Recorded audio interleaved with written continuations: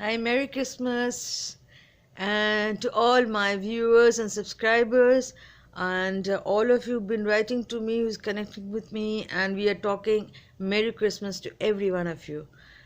In this world of where discrimination on the basis of religion is being a constant factor, I wish you all a very Merry Christmas. And here today I'm going to talk to you majorly about my likes and dislikes about Canada. So there are about five, I'll just quote five likes and five dislikes about Canada. So in my last video, which has huge views, where I said the reasons for why immigrants are now leaving Canada, this video may be on why immigrants decide to stay on despite all the problems. Number one is okay. First of all, I wanted to show to you the snow falls outside. It's snowing incessantly outside from yesterday, and the temperature has plummeted to about minus 23 degrees. But we are at home, and I am inside, and it is just normal. I mean, you just wear your t-shirt inside, and you can just sit. It's really warm inside, so it's not a problem at all. The snowfall is one of the best things I like about Canada. It's like this, snow is just falling like a. I'd like to show it to you a little bit from near for those people who have not seen snowfall.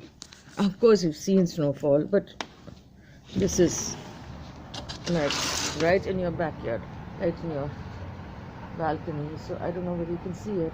It's falling like little fairies on the ground, and they make no noise.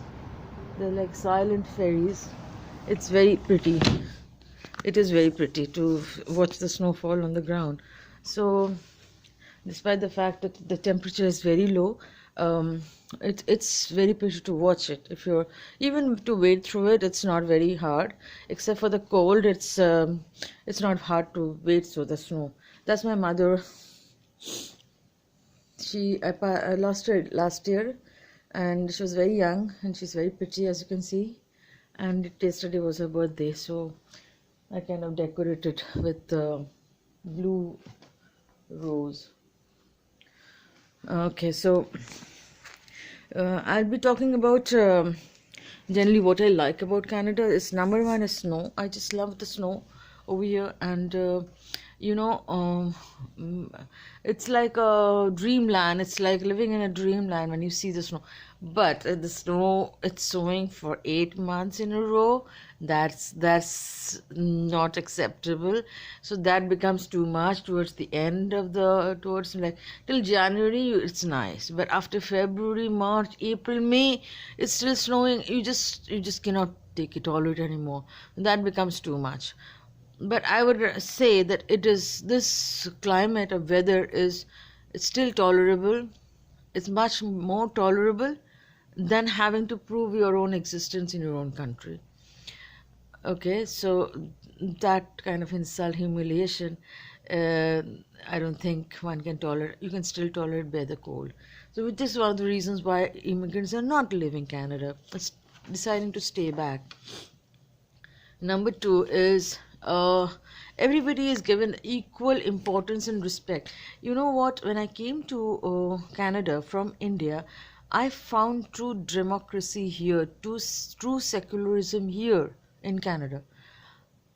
Actually, India is the secular country, but Canada actually practices secularism in the true core of it. They here discrimination on the basis of religion or caste, creed, or color is completely unacceptable, and companies are given, in fact, given kind of notices. They have been giving instructions that you have to employ somebody of color and somebody of the other religion, minority religion. So it has been it's practiced here in legal. It's legally practiced here. Okay, so you are given a respect just as a human being, as a person who has some knowledge, who has some education. your education is not given so much of a priority, okay, fine. As long as you're a good human person, good human being, you being able to interact with all your clients, interact with your colleagues in a nice respectful manner, you are safe in this country. But if you are trying to be, the moment you step out of the house, you become a nice person, you're smiling to everybody. I understand that smile is not always genuine, like there, but again, you are so lonely. Sometimes you just want to talk to a stranger. Okay, just meeting somebody in the elevator, you just want to talk to the stranger. It becomes so like desperate over here. Sometimes the smile is genuine, and sometimes the concern is genuine. But again, when you leave and you turn your back and you've forgotten about the person, so there is really nobody who genuinely cares for you. And but on the other hand, there's nobody who really interferes in your life. So you can put it in both ways, both perspectives, whichever perspective you want to see it. But we get the respect as a human in the sense, when you're crossing the road, all cars will come to a standstill. Like if you're crossing the road, if you're even when they're gritting their teeth inside, and they're inside their car, they're kind of giving you stabbing looks. But if you're crossing on the zebra crossing, on the stop sign, nobody will even like, they will just stop. They'll stop, and all cars will stop, even big trucks will stop for you to cross the road, because pedestrian rights come first. Okay, so that's kind of and then wherever you go, whatever you're talking, whoever you are, you can be rich and poor, you can be a big shot businessman, you can be just a new immigrant, you can be anybody, but you're given the respect of being a human being. That is the respect I never got in any other place. So this is the respect that Canada gives you. Okay, this is the major reason why nobody wants to leave Canada despite its problems. And it is also very low on corruption. So I've written it down because I tend to I'm a very bad speaker, so I tend to go off and droll, and people don't understand, so I'm trying to be a little organized for you. And okay, so I've written it down. It's very low on corruption. So Canada is very low on corruption. It has its corruptions in its own pockets, but there's those we general people do not get to see. There has been a lot of hit on the health issues, and a lot of hit on the like health cards being compromised and stuff like that. So that all happens on a very large scale, on a very higher scale, but does not affect our day-to-day lives. Okay, so number 1, 2, 3, 4, 5. Number 5 is free doctor visit. So like I have this, what is it called, golfer's elbow. I have any problem, you just can walk into your clinic if you doctor visit, which is actually, the charges of each visit is actually $300 to $400 per visit. So being a citizen, or being a permanent resident of Canada, you get to have as many doctor visits as you want like in one day. You get to visit only once. That's the factor, unless it's big emergency and you can convince them that you need to see the doctor, which I had to do once, I remember, and they kind of allowed me for twice. But one day you can visit the doctor once, and you can keep on visiting the doctor as many times as you want to. So that is one thing. And even specialists and surgeons are all free of cost. You go to a specialist, to visit a specialist, you talk to, you take blood tests, you have routine, so many tests done because of the specialist. You can have ECGs and every kind of things.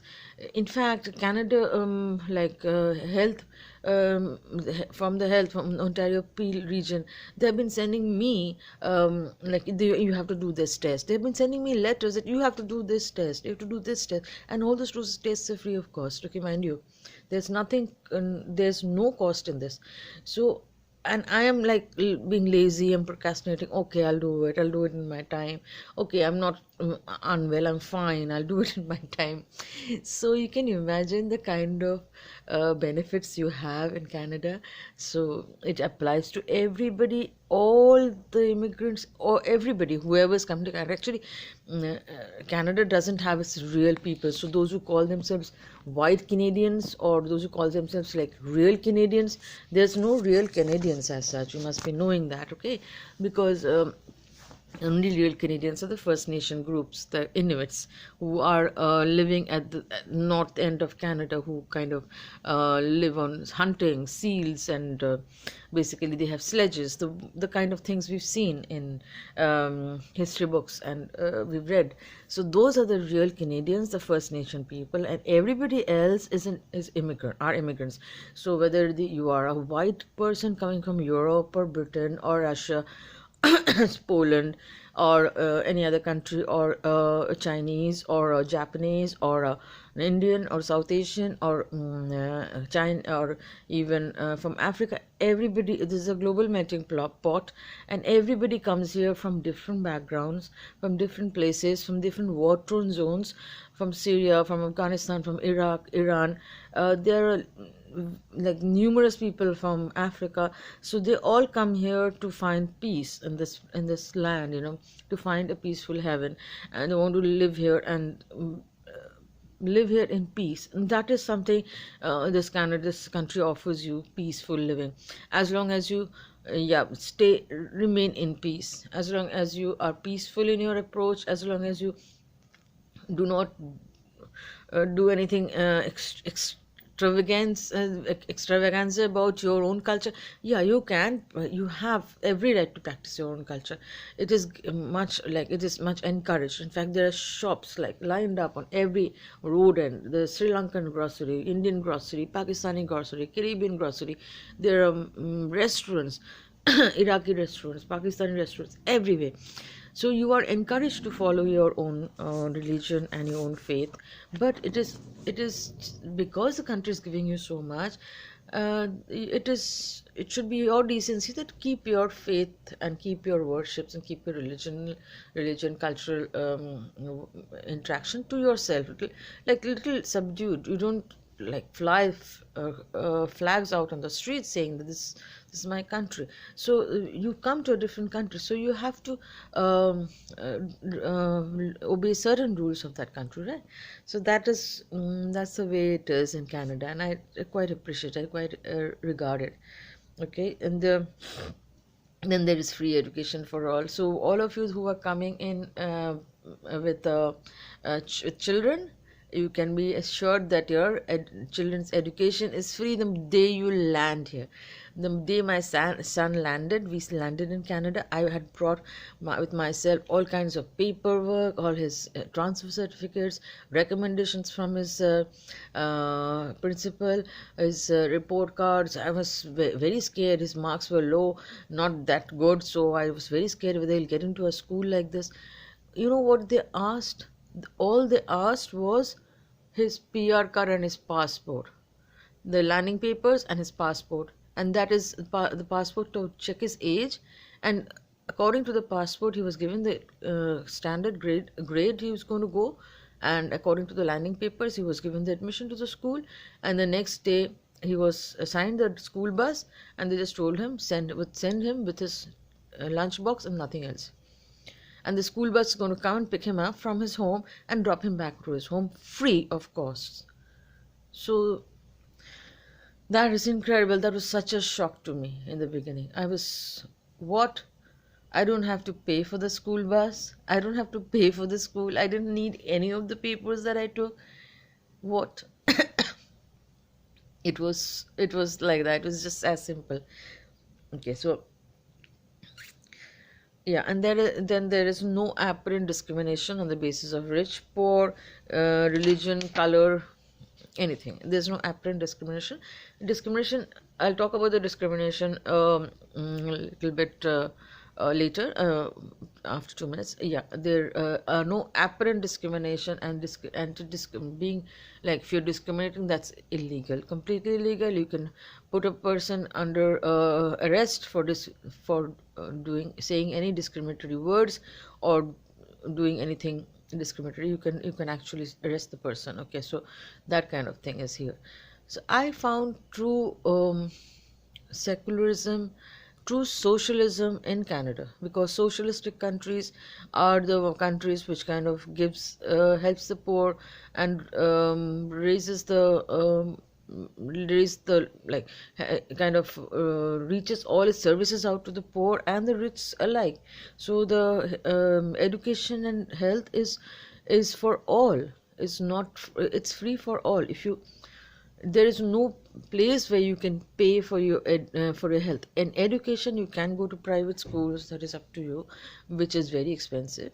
But in health, you just don't need to go to any like paid health checkup. There is no concept of paid health checkup. Yes, there is a big waiting line, but just for small things like small emergencies like a headache or pain here, a pain there, or some kind of a fever, cold, you can just walk into a clinic, walk into a doctor, and your doctor will see you and give you a medication. You can just medicine you have, if you cover it. The medicine is not covered by the Ontario Health program. So if you have your health medicine covered with your company, or there are other coverages which are available also, like Trillium Health coverage and Trillium Health coverage.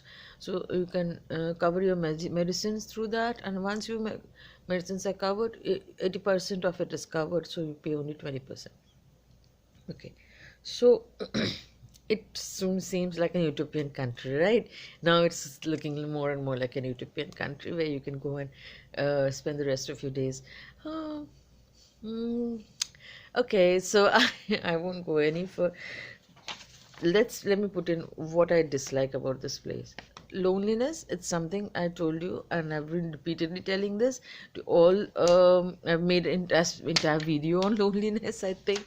So that's terrible. Nobody really cares for you unless you knock on their doors. Nobody really, unless you call 911, nobody will know. Of course, that's very true, that unless you tell people, how will people know that you're lonely or you don't have friends? So you have to have your own group of friends. You have to have your own social gatherings, which can be very structured if you want.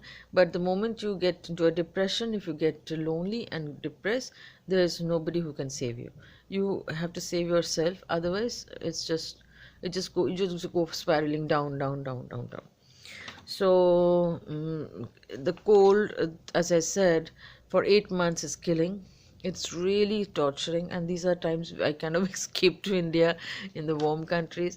So it's yeah, when I was in India for 42 years, I did not ever want to come to any other country but to live in my own country, my own birthplace. But after 42 years, I came to Canada. 42 years I'd been in India. Now I'm here for more than 10 years, and I'm thinking of going back and settling and spending the rest of my days in India. But the turmoil that India is in right now, maybe, I'll think about going back and going there for 6 months and coming here and settling for 6 months. That's how I work. So that's how probably it'll be.